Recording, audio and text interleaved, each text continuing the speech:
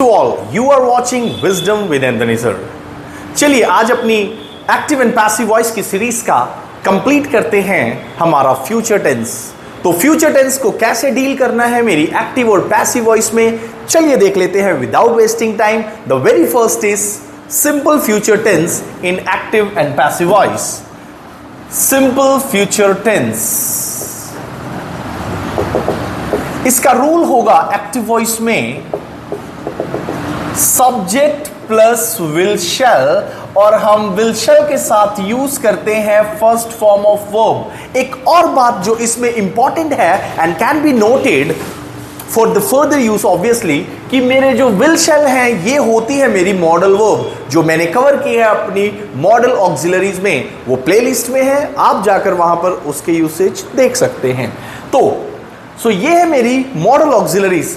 जब कभी भी मैं मॉडल ऑक्सिलरी से डील करूं तो मुझे क्या करना है, मुझे यहां पर कोई भी मॉडल वर्ब लिख करके जब पैसिव वॉइस चेंज करूंगा तो उसके साथ ऐड करना है be plus third form of verb, जो कि है ऑब्वियस और मैंडेटरी मेरे पैसिव वॉइस के लिए। चलिए, जो इसका पैसिव वॉइस होगा तो वो होगा कुछ ऐसे, राइट? सब्जेक्ट चला जाएगा ऑब्जेक्ट की जगह और ऑब्जेक्ट ले लेगा सब्जेक्ट की जगह। विल शैल के यूसेज मैंने आपको बताए हुए हैं। यहां पर मैं यूज करूंगा बी, और बी मेरा चेंज कर देगा मेरी V1 को V3 में। अब मान लीजिए कि मैं यहां पर अगर बी ना यूज करूं तो ये मेरी पैसिव वॉइस हो जाएगी गलत, क्योंकि व्हाट द रूल सेज कि मेरी मॉडल ऑक्सिलरीज के साथ मुझे यूज करना है हमेशा फर्स्ट फॉर्म ऑफ वर्ब, जो कि है base form, right? Object plus will shall plus be, और V3 के बाद मेरा चला जाएगा बाय के साथ सब्जेक्ट। एक एग्जाम्पल इसका देख लेते हैं। एग्जाम्पल होगा she will draw a picture, full stop, और पैसिव वॉइस है। अब ऑब्जेक्ट मेरा चला जाता है सब्जेक्ट की जगह और सब्जेक्ट चला जाता है ऑब्जेक्ट की जगह, because in the passive voice the sentence revolves around the object, और ऑब्जेक्ट मेरे सेंटेंस में होता है जो मेरी वर्ब का रिसीवर हो, यानी कि जो मेरी वर्ब के दो आंसर करे, क्या और किसको। सो क्या बनाती है? पेंटिंग, पिक्चर बनाती है। सो अ पिक्चर विल बी। अब ड्रॉ की फर्स्ट फॉर्म होती है ड्रॉ ही, सेकंड फॉर्म होगी ड्रू, और थर्ड फॉर्म है इसकी drawn. A picture will be drawn by हर, क्योंकि शी चेंज होगा मेरा हर में। Okay, second, he will carry a basket, full stop. A basket will be carried by him. A basket will be carried by him. All right? चलिए, you can have the screenshot. Let us move further. अब simple future का देखते हैं interrogative case. जी हां, interrogative case of simple future. क्या है इसका simple future का इंटैरोगेटिव केस? यानी कि जिस सेंटेंस में क्वेश्चन हो, क्वेश्चन मार्क हो, क्वेश्चन पूछा जाए, राइट? तो सेंटेंस होगा, फर्स्ट का एग्जांपल देख लेते हैं, will shall plus subject plus V1 plus object, और आ जाएगा question mark. Passive voice, passive voice में ये बनेगा will shall plus object plus B plus V3 plus by, और ये जाएगा मेरा सब्जेक्ट, और क्वेश्चन मार्क है मेरा must. All right, so sentence बनेगा will she invite them for the party. और क्वेश्चन मार्क इज मस्ट, क्योंकि मेरा जो सेंटेंस वो बिगिन हो रहा है वो हो रहा है मेरे विल शेल से, तो पैसिव वॉइस में भी मुझे रखना है इसको in the beginning of the sentence. तो मैं बोलूंगा विल. अभी ये है मेरे ऑब्जेक्ट, इसको बोलते हैं इनडायरेक्ट ऑब्जेक्ट. सो इनडायरेक्ट ऑब्जेक्ट जो है मेरा देम, ये चेंज होगा मेरे दे में, दे चेंज होता है देम में. So will they B invited by her for the party? Will they be invited by her for the party? So this is the example of simple future tense in interrogative case. चलिए, now let me give you some sentences for practice. मैं आपको कुछ sentences दे देता हूं practice के लिए, जो कि है मेरे सिंपल फ्यूचर टेंस. ये होंगे आई विल लर्न इंग्लिश. आपको चेंज करना है पैसिव वॉइस में. Teacher will give test. Shall I open the door? Question mark.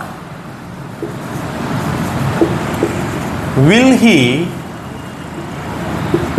call me? So these are your sentences that you can answer me in the comment section, right? चलिए, you can have the screenshot. Let us move further.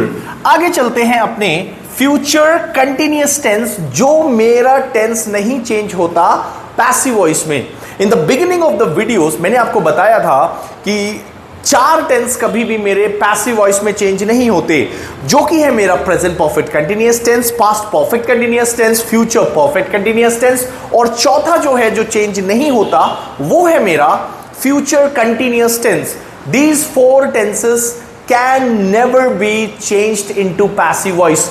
ये चारों के चार मेरे passive voice में change नहीं होते हैं, राइट? तो इसके बाद जो मेरा टेंस से मैं डील करूंगा वो है मेरा फ्यूचर परफेक्ट, और ये भी होगा हमारा लास्ट टेंस पैसिव वॉइस के अंदर, जो आज हम डिस्कस करेंगे. यानी कि इस टेंस के बाद एक्टिव पैसिव हमारे अकॉर्डिंग टू टेंस हो जाएंगे कंप्लीट. और इस वीडियो के बाद जो मेरी नेक्स्ट वीडियो में डालूंगा एक्टिव पैसिव की, वो हम सीखेंगे हमारे typical sentences, how to deal with the typical sentences in passive voice, right? चलिए अभी इसको देख लेते हैं. एक्टिव वॉइस में फ्यूचर परफेक्ट टेंस का जो रूल रहता है वो है, यानी कि जो हम टेंस पढ़ते हैं उसके अकॉर्डिंग जो रूल रहता है, सब्जेक्ट प्लस विल शैल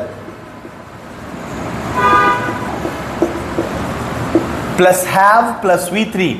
मैंने आपको बताया था हैज, हैव, हैड. आपको जहां भी दिखे, अगर ये एज हेल्पिंग वर्ब यूज हो, आपको वहां पर यूज करना है V3 सून आफ्टर इट. जैसे ही हैज हैव के बाद, मैं बीन की बात नहीं कर रहा हूं, अगर उसके बाद बीन आ जाए तो ING में भी चेंज होता है. परफेक्ट कंटिन्यूअस टेंसेस में मैं बात क्या कर रहे हैं कि जब आपका हैज, हैव और had as helping verb use हो, तो सून आफ्टर दैट आपको यूज करनी है उसकी थर्ड फॉर्म ऑफ वर्ब. चलिए, और पैसिव वॉइस में हमेशा यूज होती है थर्ड फॉर्म ऑफ वर्ब. तो इसका एग्जांपल देख लेंगे. जो रूल होगा कुछ ऐसा, ऑब्जेक्ट प्लस विल शैल. अब ये विल कहां यूज करना है और शैल कहां, मैंने आपको मॉडल वर्ब में विल शैल की वीडियो में बताया है. So object plus will shall plus have plus been. Passive voice में मैं जब इसको चेंज करूंगा तो मैं यूज करूंगा बीन वर्ड. कौन सा वर्ड? बीन. अगर मैं बीन ना यूज करूं तो ये पैसिव वॉइस नहीं है. Are you getting me? तो ये पैसिव वॉइस नहीं है.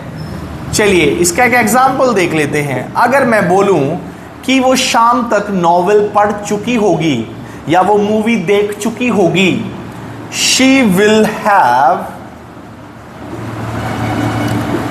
read the novel by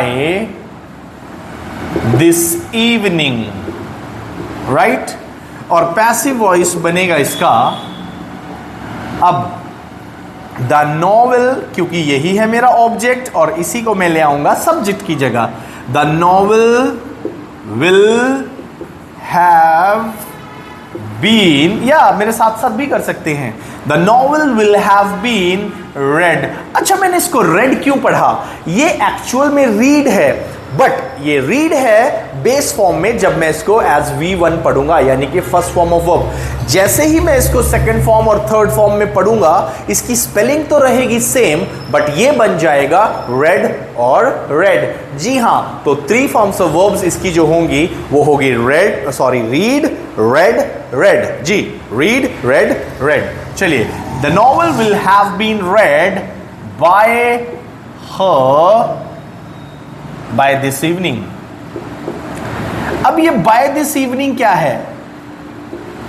bye this evening है कि वो टाइम, उस टाइम तक, यानी कि टिल दिस इवनिंग, राइट। चलिए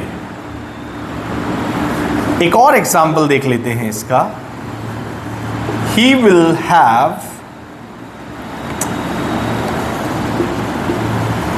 फिनिश्ड द प्रोजेक्ट, वो तो प्रोजेक्ट फिनिश कर चुका होगा। Passive voice, the project will have been finished by him, right. तो ये हो गया मेरा फ्यूचर परफेक्ट टेंस, जो है मेरा अफर्मेटिव केस में, right. You can have the screenshot, please notes बनाते रहिए, क्योंकि जो नोट्स बनाता है वो नोटिस किया जाता है। So let us move further. इसका देख लेते हैं interrogative case, right. I hope आप सबको एक्टिव और पैसिव में मजा आ रहा होगा। इंटरोगेटिव केस, राइट, क्योंकि सीखना एक ऐसी प्रोसेस है जो कभी एंड नहीं होती। Even there is a phrase in English, learning is a process which never comes to end till our last breath. ये हमारी आखिरी सांस तक चलती है, राइट। चलिए अब एक्टिव वॉइस देख लेते हैं इंटरोगेटिव केस में फ्यूचर परफेक्ट टेंस, जो होगा कुछ ऐसा। Will, shall plus subject plus have plus V3 plus object, और ये आएगा क्वेश्चन मार्क। पैसिव वॉइस इसकी जो बनेगी वो होगी विल, शैल। आजकल मॉडल इंग्लिश में सिर्फ विल को ही प्रिफर कर दिया जाता है, सो ये गलत नहीं है। अगर आप विल लगाएंगे तो विल गलत नहीं है, बट अगर आपको एक्टिव वॉइस में इंटरोगेटिव सेंटेंसेस बोलने हैं, एक्टिव वॉइस में या पैसिव वॉइस में इंटरोगेटिव सेंटेंसेस बोलने हैं, और वहां पर आपका सब्जेक्ट रहता है आई या वी, आई रिपीट, आपका सब्जेक्ट रहता है इंटरोगेटिव में आई या वी, तो आप फिर विल यूज नहीं करेंगे, आप यूज करेंगे shall, right. So will, shall plus object plus have. Been बहुत जरूरी है, अगर मैं बीन ना लगाऊं तो सेंटेंस हो जाएगा मेरा गलत। Will, shall plus object plus have plus been plus V3, और V3 तो ऑब्वियस है, पैसिव वॉइस में तो हमेशा V3 यूज करनी है। V3 plus by plus subject, और क्वेश्चन मार्क भी है मस्ट। तो मेरा एक एग्जाम्पल देख लेते हैं इसका। एग्जाम्पल रहेगा will he teach me, sorry will he have taught me, will he have taught me English? Passive voice में क्या रहेगा? इंग्लिश को मैं ले आऊंगा यहां। Will English have been